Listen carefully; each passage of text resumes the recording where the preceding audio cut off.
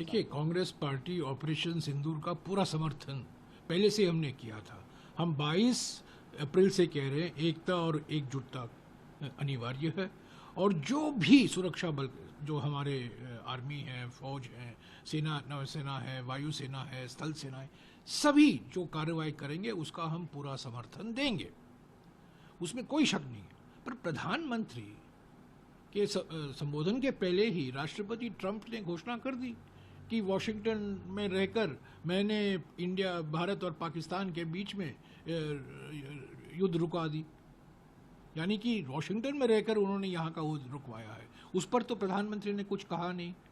प्रधानमंत्री को बहुत सारे सवालों को जवाब देना है, उस पर तो वो चुप थे।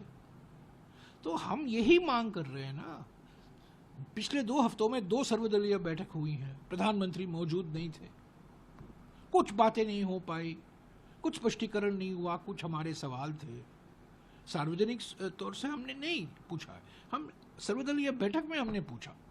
तो आज भी हम मांग करते हैं प्रधानमंत्री एक बैठक बुलाएं, सभी विपक्ष नेताओं को बुलाएं, विश्वास में लें। और ये क्या बार बार राष्ट्रपति ट्रंप घोषणा कर रहे हैं कि भारत और पाकिस्तान के बीच में वार्तालाप होगा और तीसरे जगह में वार्तालाप होगा, न्यूट्रल साइट में वार्तालाप होगा, इस पर इसकी सच्चाई क्या है? और उन्होंने कहा है क्योंकि अभी इसके बाद व्यापारिक संबंध जो हैं, आर्थिक संबंध जो हैं और भी मजबूत होंगे। क्या कोई रिश्ता है यहाँ युद्ध रोकने का और भारत के साथ, अमेरिका के साथ हमारा जो निर्यात जा रहा है वो और भी बढ़ेगा?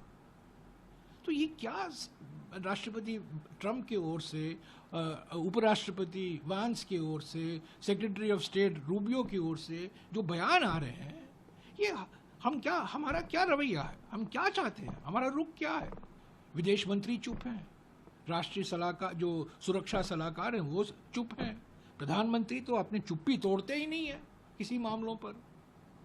हालांकि 19 जून 2020 को उन्होंने चुप्पी अपनी तोड़ी थी और चीन को एक क्लीन चिट दे दिया था, जिसकी वजह से हम कमजोर हो गए।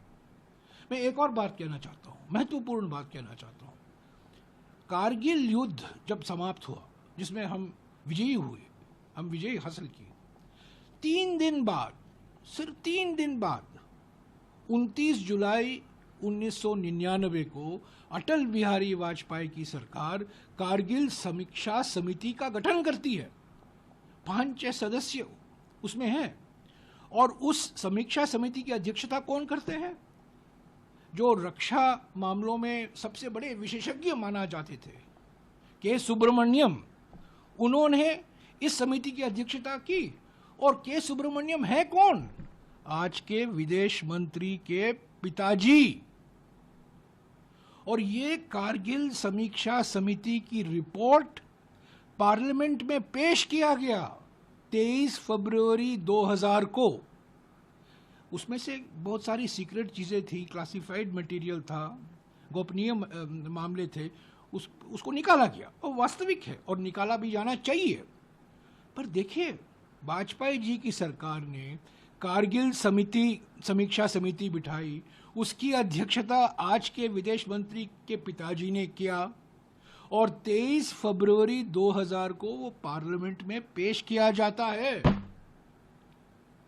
एनआईए जांच कर रही है पहलगाम आतंकवाद हमलों के ऊपर, पर क्या कुछ समीक्षा होगी, कुछ विश्लेषण होगा? तो यही तो हम सवाल प्रधानमंत्री से पूछना चाहते हैं। प्रधानमंत्री तो सवाल का जवाब नहीं देते हैं, एक लाइन देते हैं, कोई फिल्मी डायलॉग मारते हैं और चले जाते हैं। तो ये बहुत गंभीर मामला है, और जो अमेरिका से बार बार ये दोहराया जाता है कि हमारे वजह से भारत और पाकिस्तान के बीच में जो युद्ध था, ऑपरेशन सिंदूर था, जो रोका गया हमारे ओर से, ऑपरेशन सिंदूर रोका गया, क्या ये सच है? इसमें सच्चाई क्या है? इसकी हकीकत क्या है? प्रधानमंत्री को जवाब देना चाहिए, जनता को विश्वास में लेना चाहिए, विपक्ष के नेताओं को विश्वास में लेना चाहिए, संसद को विश्वास में लेना चाहिए।